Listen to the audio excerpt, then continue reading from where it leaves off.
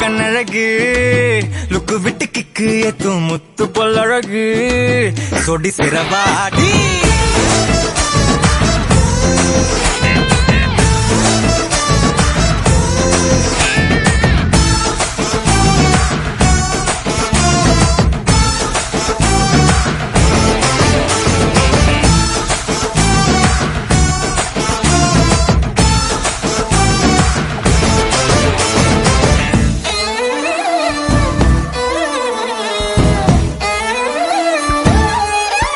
sexy girls.